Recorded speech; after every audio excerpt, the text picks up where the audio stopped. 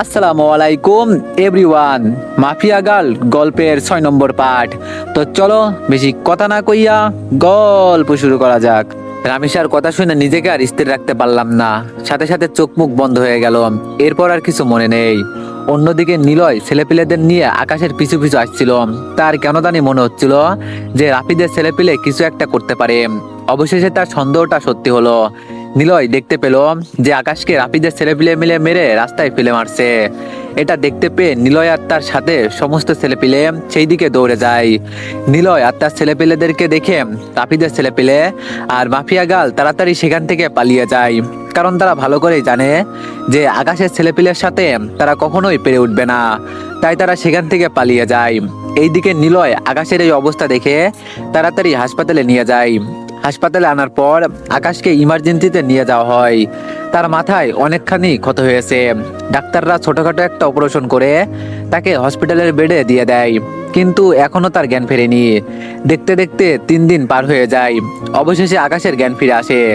চোখ মিলে তাকিয়ে দেখি তার দেওয়ালের মাঝে শুয়ে আছি। পাশে নিলয় আরো ছেলেপিলেরা বসে আছে। নিলয় বলল, ভাই এখন কেমন লাগছে আপনার? আমি বললাম, হ্যাঁ ভালো, কিন্তু আমি কোথায় আছি এখন, আর তোরা এত ছেলেপিলে এখানে কি? নিলয় বলল, ভাই রাফিদের ছেলেপিলে আপনাকে মেরে মাথায় জখম করে দিয়েছে, তাই হসপিটালে নিয়ে এসেছি আমরা আপনাকে। নিলয়ের কথা শুনে পরক্ষণই সমস্ত ঘটনা মনে পড়লো। সেই সব মনে পড়তেই যেন ভিতরে দাউ দাউ করে আগুন জ্বলে উঠলো। মাফিয়া গাল আমায় কি বলেছিল যে সে আমার সাথে ছলনা করেছে, সে আমার সাথে প্ল্যান মোতাবেক খেলা খেলেছে। মাফিয়া গাল, তোকে তো আমি ছাড়বো না। নিলয় বলল, ভাই রামিসা ভাবির তো কোনো খোঁজ পেলাম না, উনি কোথায়? আমি বললাম, নিলয় সে কোনো রামিসা টামিসা না, সে আসলেই মাফিয়া গার্ল, যে কিনা আমার সাথে প্ল্যান করে ফেক রিলেশনে জড়িয়েছিল, যার আসল মাকসাদি ছিল আমাকে শেষ করা।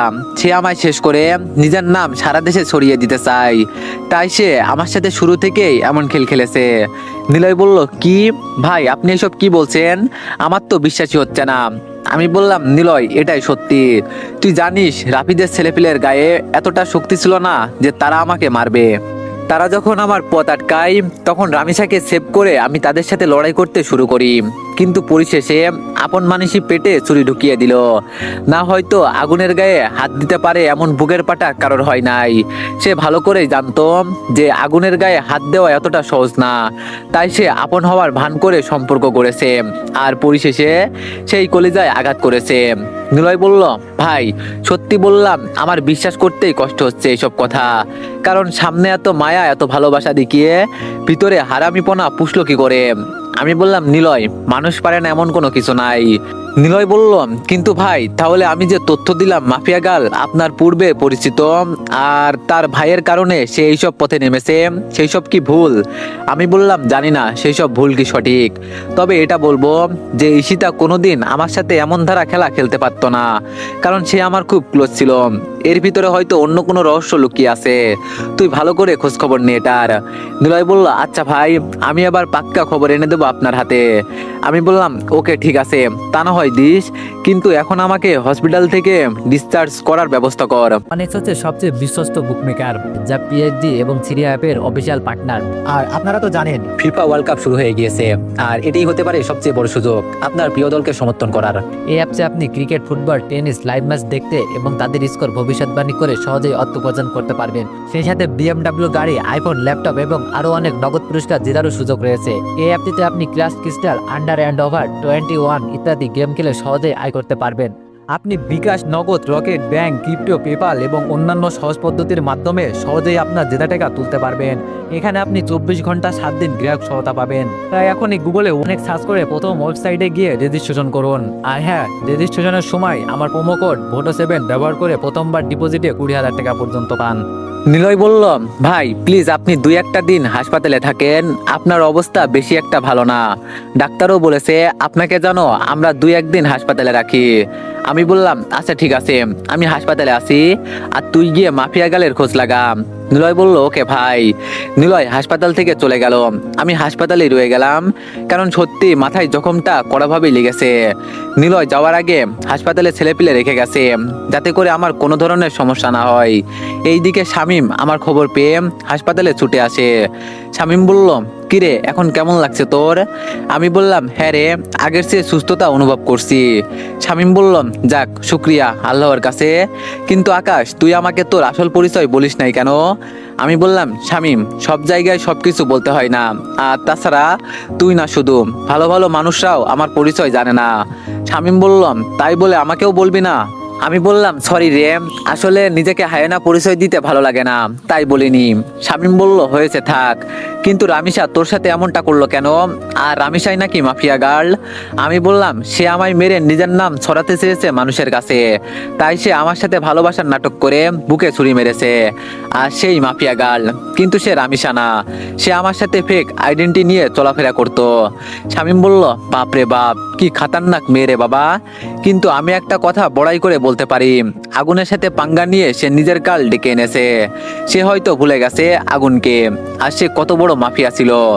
আমি বললাম, সে শুধু কাল না, সে নিজের জীবনের সবচাইতে বড় ভুলটা করে ফেলেছে। তাকে যদি একবার হাতের কাছে পাই, তাহলে সেই দিনই তার সেই দিন হবে। সে আমার ভালোবাসা দেখেছে, কিন্তু হিংস্রতা এখনো দেখেনি, সেটাও এবার দেখতে পারবে সে। শামীম বলল, আচ্ছা শোন, আমি এখন বাসায় যাচ্ছি, রাত্রেবেলা এখানে এসে থাকবো আমি। আমি বললাম, না, তোর আর কষ্ট করে আসতে হবে না, আমার ছেলেপেলেরা আছে। শামীম বলল, আকাশ, তুই কি আমায় বন্ধুত্বের দায়িত্ব থেকে হাঁটাতে চাইছিস? আমি বললাম, আরে না রে পাগল, সেটা না। এত ছেলেপিলে থাকতে তুই রাতে কষ্ট করে হাসপাতালে থাকবি কেন? শামীম বলল, আমি থাকবো তো থাকবোই, সো রাতে আমি আসছি হাসপাতালে। আমি বললাম, আচ্ছা ঠিক আছে। তারপর শামীম চলে গেল। এইদিকে আমি শুয়ে বসে সময় কাটাচ্ছি। তৎক্ষণাৎ মনে পড়লো, মাকে বলেছিলাম যে গত সপ্তাহে বাড়িতে যাব আমি। দেখ কি করে বসলাম আমি। এই অবস্থায় বাড়ি গেলে মা আরো পাগলামো করবে। কিন্তু কি করব, কথা যে দিয়ে ফেলেছি, না আমি কাল বাড়ি যাব। এভাবে সারাদিন কেটে গেল। রাতের বেলায় শামীম এসে হাসপাতালে থাকলো। পরের দিন সকালবেলায় ডক্টর এসে চেক আপ করে বলে গেল, আরো একদিন হাসপাতালে থাকতে হবে। কিন্তু আমি তো আর থাকবো না, হাসপাতালে আমার দম আটকে আসছে। ডক্টর থেকে বলে কয়ে রিলিজ করিয়ে নিয়ে বাড়ির উদ্দেশ্যে রওনা দিলাম। ছেলেপেলেরা বাড়ি পর্যন্ত পৌঁছে দিয়ে গেল আমার। আর শামীম, সে তার বাড়িতে চলে গিয়েছে। বাড়ি পৌঁছাতেই আম্মু এসে আমাকে ঝাপটে জড়িয়ে ধরে কান্না শুরু করে দিল। আম্মু বলল, বাবা তুই এসেছিস, আজ কতদিন পর তোকে দেখছি, কিন্তু তোর মাথায় ব্যান্ডেজ কেন, কি হয়েছে তোর? আমি বললাম, মা একটু চোট পেয়েছি। মা বলল, কি করে চোট পেলি তুই? হ্যাঁ, আবার কোনো মারামারি করেছিস না তো? আমি বললাম, না আম্মু, গাড়ির সাথে ধাক্কা খেয়ে এমনটা হয়েছে। মা বলল, সাবধানে চলাফেরা করতে পারিস না তুই? হ্যাঁ, এখনো কি তোকে বলে কেউ সতর্ক করতে হবে? আমি বললাম, মা, আচমকা গাড়ি এসে ধাক্কা দিয়েছে, তো এতে আমি কি করব বলো? মা বলল, শয়তান ড্রাইভার, আমার ছেলেকেই চোখে পড়েছে তার ধাক্কা মারার জন্য। একবার খালি হাতের সামনে পাই, ঠাসিয়ে লাগিয়ে দিব কয়েকটা। আমি বললাম, মা প্লিজ তুমি শান্ত হও, আজ কতদিন পর তোমার কাছে পেয়েছি, এখনো যদি এমন রাগারাগি করো তাহলে কেমন দেখাই? মা বলল, তো খচ্চর বেটা আমার ছেলেকে মারলো কেন, ওর কি চোখ নাই? আমি বললাম, আরে মা, ভুল করে মেরে দিয়েছে, প্লিজ তুমি শান্ত হও। মা বলল, যা শান্ত হলাম, এবার গিয়ে ফ্রেশ হয়ে আয়, তোর বাবাও অফিস থেকে ফিরবে হয়তো, তারপর একসাথে সবাই মিলে খেয়ে নিব। আমি বললাম, আচ্ছা, কিন্তু তাহিয়া কোথায়? তাহিয়া আমার ছোট বোনের নাম। মা বলল, উপরের রুমে আছে হয়তো। আমি বললাম, আচ্ছা। তারপর ফ্রেশ হয়ে উপরে চলে গেলাম। উপরে গিয়ে দেখি তাহিয়া ফোনে কি যেন করছিল। সে আমায় দেখতে পেয়ে দৌড়ে এসে আমাকে জড়িয়ে ধরলো। এই কুত্তা হারামি, তোর এতদিন পর বাড়ি ফেরার সময় হয়েছে তাই না? একদম ভুলেই গেছিস তুই আমাকে, আগের মতো আর ভালোবাসিস না তুই। আমি বললাম, আরে পাগল, পড়ালেখা নিয়ে খুব চাপে থাকি রে, তাই তেমন একটা খোঁজখবর নেওয়া হয় না কারোর। তাহিয়া বলল, পড়ালেখা তো তুই একাই করিস, আর আমরা তো ঘোড়ার ঘাস কাটি। আমি বললাম, আরে স্কুলের পড়া আর কলেজের পড়া কত ডিস্টেন্স তুই জানিস? হ্যাঁ, কত মেহনত করতে হয় আমাদের পড়ালেখা নিয়ে। তাহিয়া বলল, হয়েছে থাক, আর লেকচার দিস না। সো কতদিন থাকবি তাই বল? আমি বললাম, আছি কিছুদিন। ভাইয়া বলল, হ্যাঁ তাহলে বেশ মজা হবে। কিন্তু ভাইয়া, তোর মাথায় কি হয়েছে রে? আমি বললাম, গাড়ির সাথে ধাক্কা খেয়ে মাথায় একটু চোট পেয়েছি। তাহিয়া বলল, এত বড় দামড়া পাঠা, সে এখনো দেখে শুনে চলতে জানে না, ছি কি শরম। আমি বললাম, একদম মাল লাগাবো তাহিয়া তোকে। তাহিয়া বলল, সত্যি বললেই সবাই খালি মারতে চাই। আমি বললাম, তোকে যে কি বলবো ভেবে পাই না, আচ্ছা চল নিচে যাই। আব্বু আসার সময় হয়েছে, তারপর সবাই মিলে খেতে বসবো। তারপর ভাই বোন দুজনে নিচে চলে গেলাম। একটু পর আব্বু আসলো। আব্বুরও একই প্রশ্ন যে আমার মাথায় কি করে চোট লেগেছে। আব্বুকে বলতে যাব, তার আগে আম্মু আব্বুকে বলে দিয়েছে তোমার ছেলেকে এক বদমাইশ ড্রাইভার মেরে দিয়েছে, তাই সে মাথায় চোট পেয়েছে। আব্বু বলল দেখে শুনে চললেই তো পারিস। কি যে বলবো ভেবে পাই না, সবাই দেখি ঘুরিয়ে ফিরিয়ে একই কথা, তাই চুপ করে রইলাম। এভাবে 2 দিন কেটে গেল। বাসার সবাই আমাকে পেয়ে তো খুশির সীমা নাই। আমারও বেশ আনন্দ হচ্ছে মা বাবাকে পেয়ে। 3 দিনের মাথায় হঠাৎ আমাকে নিলয় ফোন দিল। হ্যাঁ নিলয় বল। নিলয় বলল ভাই অনেক বিচ্ছিরি একটা জিনিস হাতে লেগেছে। আমি বললাম কি তথ্য পেয়েছিস বল। নিলয় বলল ভাই বলার আগে আপনার কাছে হাত জোর করে ক্ষমা চাচ্ছি, প্লিজ ভাই আপনি আমাকে মাফ করে দিবেন। আমি বললাম আরে বলবি তো কি হয়েছে। নিলয় বলল ভাই গতবার আমি নিজের বলে মাফিয়া গালে তথ্য পাইনি, মাফিয়া গাল চাল করে সে নিজেই এমন ফেক তথ্য দিয়েছে আমাদের, আর আমরা ভেবেছি আমার ছেলেপেলেরাই তথ্য কালেক্ট করেছে, কিন্তু এটা জানতাম না যে মাফিয়া গাল চেয়েছে বিধায় আমরা তার তথ্য পেয়েছি, তাও সেটা ফেক। আমি বললাম মানে কি। নিলয় বলল ভাই মানে হলো মাফিয়া গাল চাল চেলেছে আমাদের সাথে। সে আপনার খোঁজ বের করার জন্য ঈশিতার নাম ব্যবহার করেছে। সে বহুদিন ধরে আপনার খোঁজ করছিল, কিন্তু সে পায়নি, কারণ আপনার বিষয়ে তেমন কেউ জানে না। মাফিয়া গালও না জানাদের মধ্যে একজন, কিন্তু সে আপনার পুরনো কলেজ সম্পর্কে জানতো, যে আপনি অমুক কলেজে পড়তেন। এছাড়া কোনো তথ্যই তার কাছে ছিল না আপনার নামে, তাই সে ঈশিতার রোল প্লে করে।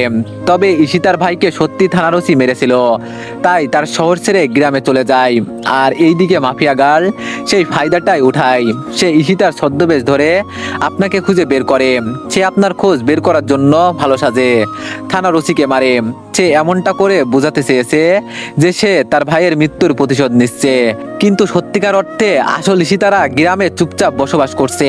তারা সবকিছু যেন ভুলেই গিয়েছে, কিন্তু মাফিয়া গাল সেই সুযোগ কাজে লাগিয়েছে। সে আপনার কাছে আসার জন্য সেই সব ফেক তথ্যগুলো আমাদের হাতে তুলে দিয়েছিল, যাতে করে আপনাকে মেরে ফেলতে পারে। আর সে ইচ্ছে করে ঈশিতার ভাইয়ের ব্যাপারটা সামনে এনেছে আমাদের, যাতে করে আমরা সেই তথ্য মোতাবেক আগাই আর সে তার কাজের আঞ্জাম দিতে পারে। অবশেষে তাই করলো। ঈশিতার নাম ব্যবহার করে ফেক তথ্য দিয়ে সে তার কাজ চালিয়ে গেল, আর মাঝে গোমরা হলাম আমরা সকলেই। নিলয়ের কথা শুনে যেন পায়ের নিচ থেকে মাটি সরে গেছে আমার। ওর কথাগুলো যেন নিজের কানকেই বিশ্বাস করাতে পারছি না আমি। নিলয় কি বলছিস তুই এইসব? নিলয় বলল হ্যাঁ ভাই সত্যি বলছি, সে ইচ্ছে করে আমাদের ভুল তথ্য দিয়েছে। ভাই এখনকার মতে সত্যি হলো এটাই যে আমরা তার খোঁজ বের করিনি, সে আমাদের খোঁজ বের করে নিজ ইচ্ছায় তার নিজের নামে ফেক তথ্য তুলে দিয়েছে, যাতে করে আমরা গোমরা হই। আমি বললাম নিলয় মাথা তো কিছুই কাজ করছে না, কিন্তু একটা জিনিস ধরলাম সে ঈশিতা সেটা প্রমাণ করার জন্য থানার ওসিকে আর রাফিদকে মেরেছে, কিন্তু তারপরে গিয়ে রাফিদের ছেলেপেলের সাথে কি করে সে উঠবাস করছে। আর রাফিদের ছেলেপেলে তো তাকে মারার জন্য হায় হতাশ করছিল, কিন্তু এখন দেখি সবকিছুই উল্টো। চোরে চোরে খালাতো ভাই আর মাঝে এসে আমার উপর হামলা করলো। নিলয় বলল ভাই রাফিদের ছেলেপেলে আর মাফিয়া গাল একজোট হওয়ার পিছনেও হয়তো ভয়ঙ্কর কোনো কাজ লুকিয়ে আছে, কারণ মাফিয়া গালের জন্য কোনো কিছুই অসম্ভব না এখন। সে যদি আপনার মতো মানুষের সাথে ছলনা করতে পারে, তাহলে রাফিদের ছেলেপেলে আর কি। আমি বললাম আচ্ছা নিলয়, ফোন রাখলাম। আমার মাথায় আর কিছুই কাজ করছে না, আমি আগে নিজেকে সামলাই, আর তুই মাফিয়া গালের তালাশ কর। একবার যদি ধরতে পারি মাফিয়া গালকে, তাহলে 100% ধরে রাখ তার যৌনাঙ্গের মধ্যে পেরেক মেরে তাকে আমি চৌরাস্তার মোড়ে লটকে রাখবো। নিলয় বলল আচ্ছা ভাই আমি তালাশ করছি মাফিয়া গালের, আমি আমার সর্বস্ব বেশ লাগিয়ে দিব মাফিয়া গালকে খুঁজে বের করার জন্য। নিলয়ের সাথে কথা শেষ করে চুপচাপ খাটের উপরে বসে আছি, বসে বসে সবকিছুর হিসেব মিলাচ্ছি। অন্যদিকে মাফিয়া গাল তার আড্ডায় বসে পৈশাচিক হাসি হাসছে। আগুন তোর কলিজায় বসে যদি তোর মাথায় বাড়ি দিতে পারি, তাহলে তুই শিওর থাক যে আগামীবার বাড়িটা একদম বরাবর জায়গা মতো দিব, আর তুই তৎক্ষণাৎ দুনিয়া ছেড়ে পালাবি। আমি বলছি মাফিয়া গাল এত বড় খেলা খেললো আমার সাথে ঈশিতার নাম নিয়ে, না ওর একটা কিছু করতেই হবে। ওর জন্য নিজেই একটা ফাঁদ পেতে রাখবো এবার আমি। এবার দেখবো মাফিয়া গাল তুই পালিয়ে যাস কোথায়, আগুন নিয়ে খেলা করার ফল তুই পাবি। কিন্তু আরেকটা জিনিস মাথার মধ্যে ঘুরপাক খাচ্ছে যে ঈশিতা কোথায় আছে, আর তার নাম নিয়ে মাফিয়া গাল আমার সাথে এত বড় খেলা করে ফেললো, কিন্তু আমি বুঝতেও পারিনি। না, একবার ঈশিতার সাথে দেখা করা দরকার। ঈশিতাকে মনে জায়গা দিয়ে যখন এত বড় বিপদের মুখে পড়েছি আমি, তাহলে ঈশিতাকেই বিয়ে করব এবার। কারণ মনে তো ঈশিতার অস্তিত্ব ছিল, মাফিয়া গালের কোনো অস্তিত্ব ছিল না। তো তাকে নিয়ে ভবিষ্যৎ প্ল্যান করব আমি, এইসব নিয়ে ভাবছিলাম। তখনই ফোনটা বেজে উঠলো। ফোনটা হাতে নিয়ে নাম্বার চেক করলাম। নাম্বার চেক করতেই বুকের ভেতরে ধুপ করে মুসর দিয়ে উঠলো, কারণ নাম্বারটা আন্ডারওয়ার্ল্ডের একজন বড় মাফিয়ার নাম্বার। সে হঠাৎ আমায় ফোন দিল কেন? না, একবার কথা বলে দেখি। তারপর ফোনটা রিসিভ করলাম। ফোন রিসিভ করার পর সে আমায় যা বলল তা শুনে আর জায়গার মধ্যে স্থির থাকতে পারলাম না। ধপাস করে খাটের উপরে বসে পড়লাম। এইসব শোনার জন্য যেন আমি মোটেও প্রস্তুত ছিলাম না। বললাম, এ তো দেখি আমার অগোচরে সব মাফিয়াদের খেলা। আগুন ভাই, আপনি একটু সাবধানে থাকবেন, কারণ সমস্ত মাফিয়ারা আপনার পিছনে উঠে পড়ে লেগেছে। সবাই চায় আপনাকে মেরে মাটির সাথে মিশিয়ে দিতে। তবে আমি আপনার ক্ষমতা সম্পর্কে জানি, কিন্তু তারপরও হয়তো এবার আপনি পেরে উঠবেন না, কারণ আপনার বিপক্ষে অনেক কয়জন দাঁড়িয়ে গেছে। সবাই চায় বাংলার মাটিতে হুকুমত চালাতে, তাই মাফিয়া গাল নামক ভয়ঙ্কর হায়নাটাকে আপনার জন্য ঠিক করেছে। আমি বললাম, রেদওয়ান ভাই, আগুন কত বড় খেলোয়াড় সেটা হয়তো আপনি ভুলে গেছেন। রেদওয়ান বলল, ভাই তা আমি ভুলিনি, কিন্তু মাফিয়া গালও কম না, সে অনেক শক্তিশালী। সে এত ক্ষমতার অধিকারী যে আন্ডারওয়ার্ল্ডে তার নাম নিয়ে চর্চা হয়। আর মাফিয়া গাল আপনার চাইতেও কোনো অংশে কম না। উদাহরণস্বরূপ দেখেন, রাফিদকে উপর থেকে নেতা বানিয়ে দেওয়া হয়েছিল, যাতে করে সে আপনার খোঁজ বের করে আপনার অস্তিত্ব মিটিয়ে দেয়। কিন্তু সে পারিনি, তাই সে রাফিদকেও মেরে ফেলে। আর তারপর সে নিজেই কাজে নেমে যায়। ভাই, আপনি প্লিজ একটু সাবধানে থাকবেন। আমার দায়িত্ব ছিল আপনাকে জানিয়ে দেওয়া, তাই আপনাকে জানিয়ে দিয়েছি। কারণ আপনার কারণে দুনিয়াতে বেঁচে আছি এখনো আমি, তাই দায়িত্ব কর্তব্য থেকে আপনাকে জানিয়েছি। আর হ্যাঁ, একটা কথা, মাফিয়া গালের সাপোর্ট আন্ডারওয়ার্ল্ডের অনেকেই আছে, তারা সবাই মাফিয়া গালের পক্ষে।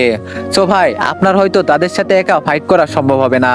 সো প্লিজ নিজেকে গুটিয়ে ফেলুন, না হয় মৃত্যুর মুখে পড়তে হবে আপনাকে।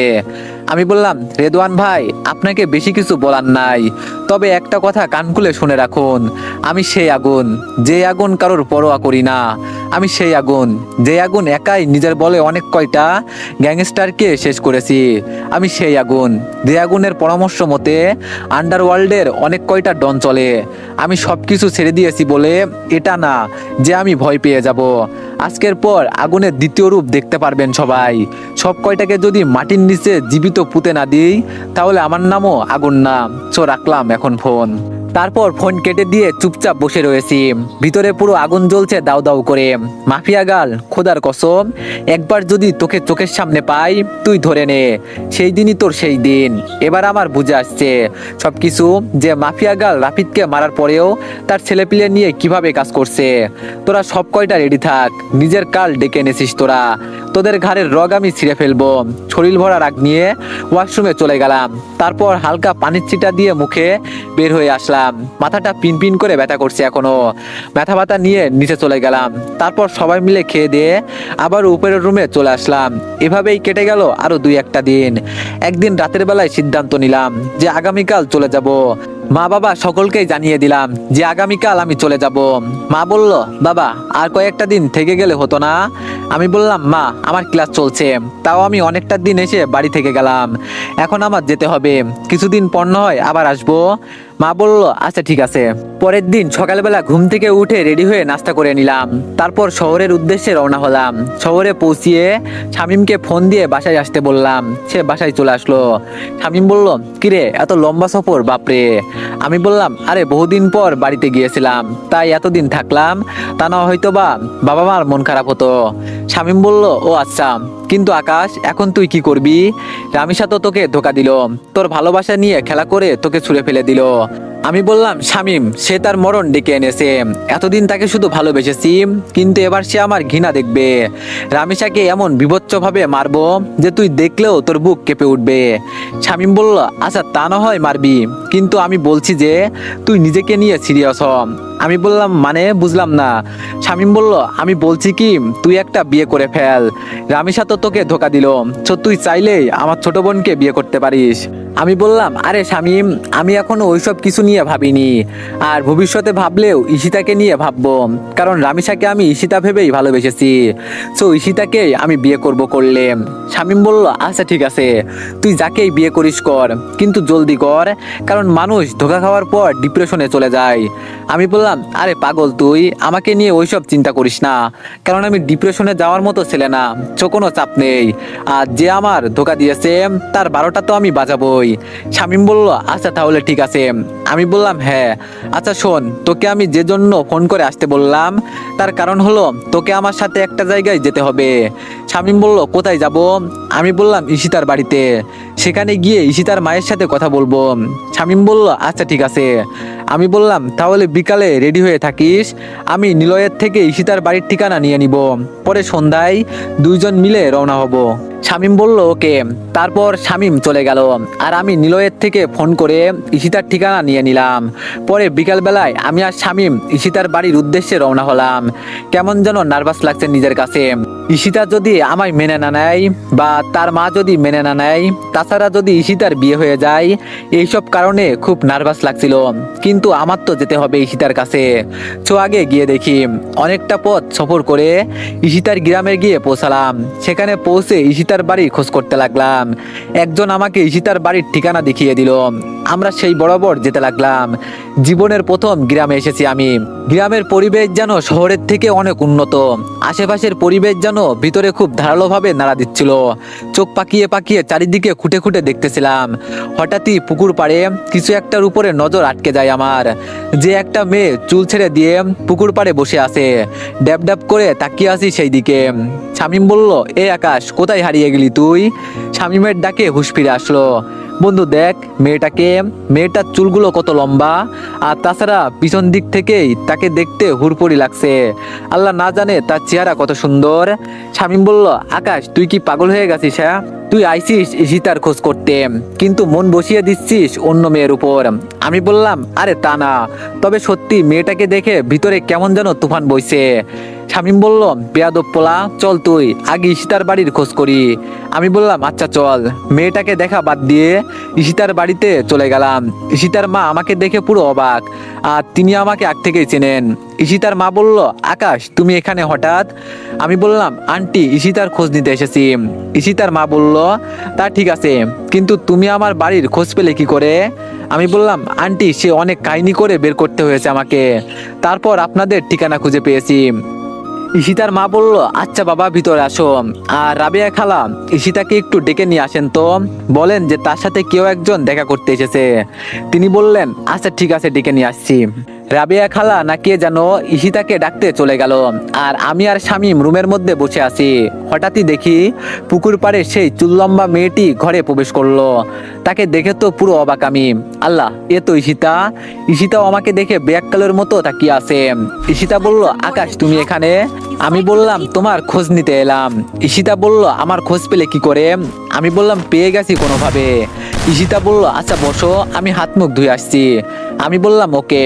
তারপর ঈশিতা হাত মুখ ধুতে চলে গেল, আর আমি বসে বসে ভাবছি যে মাফিয়া গাল এই নিরীহ মেয়েটাকে নিয়ে কি জঘন্য খেলাটাই না খেললো, যার ধারে কাছে ঈশিতা নাই।